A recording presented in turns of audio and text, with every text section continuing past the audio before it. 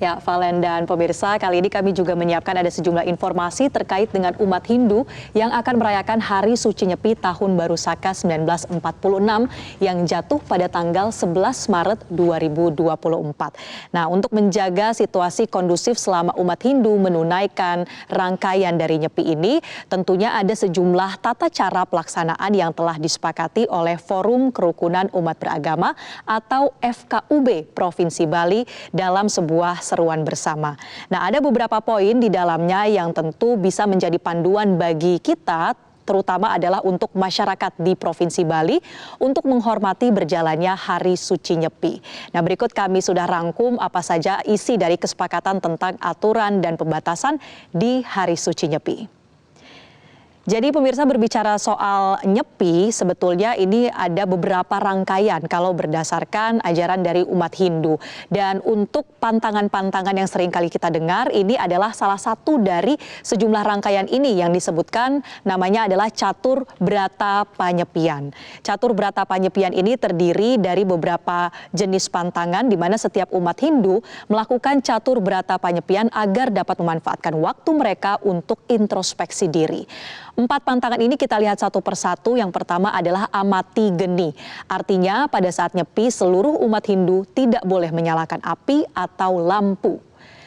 Kemudian ada Amati Karya atau tidak melakukan aktivitas bekerja baik itu di dalam rumah maupun di luar rumah. Lalu yang ketiga ada Amati Lelungan yang berarti umat Hindu tidak melakukan perjalanan atau keluar dari rumah. Sementara untuk yang keempat ini adalah soal Amati Lelanguan yang artinya adalah tidak bersenang-senang dan menghindari keramaian saat Hari Suci Nyepi. Salah satu tujuan lainnya dari adanya pantangan ini juga untuk menghormati alam. Karena biasanya kalau dalam aktivitas sehari-hari, aktivitas manusia ini membuat beberapa kesibukan begitu ya, semacam kegaduhan juga di tengah masyarakat begitu, sehingga salah satu tujuan dari Nyepi ini juga adalah agar alam bisa lebih tenang, bisa lebih sunyi untuk dilakukannya introspeksi diri. Nah, pantangan ini akan dilakukan selama 24 jam mulai hari Senin 11 Maret jam 6 pagi sampai hari Selasa 12 Maret jam 6 pagi waktu Indonesia Tengah. Bagaimana dengan layanan transportasi? Kita akan lihat satu-satu pemirsa. Misalnya untuk layanan transportasi umum, tentunya fasilitas ini juga akan ditutup sementara untuk menghormati Hari Suci Nyepi. Misalnya untuk Bandara Internasional I Gusti Ngurah Rai Bali akan tutup selama 24 jam, mulai Senin 11 Maret jam 6 WITA hingga Selasa 12 Maret jam 6 WITA. Sementara itu untuk jalur penyeberangan dari dan menuju Pulau Dewata juga akan ditutup selama Nyepi.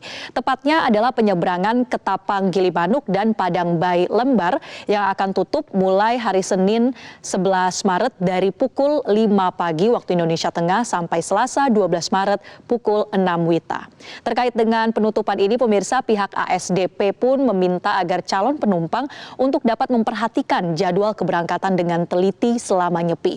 Misalnya untuk pelayanan reguler dari Pelabuhan Ketapang hanya akan dilakukan sampai dengan hari Minggu malam ini jam 11 malam.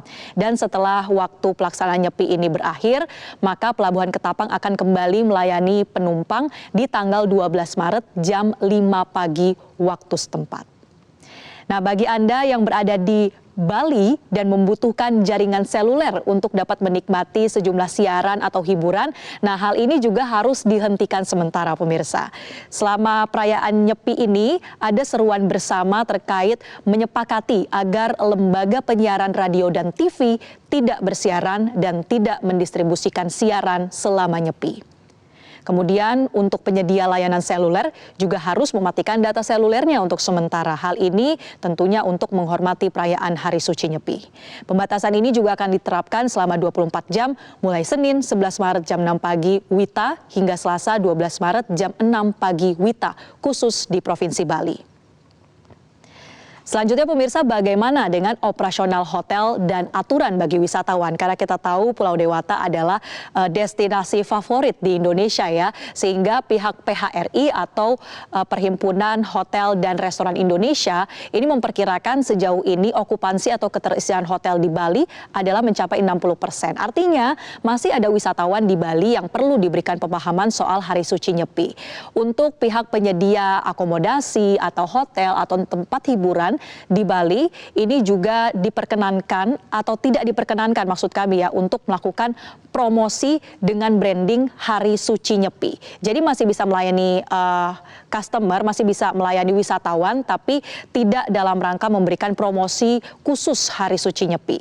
Nah, bagaimana dengan aktivitas wisatawannya?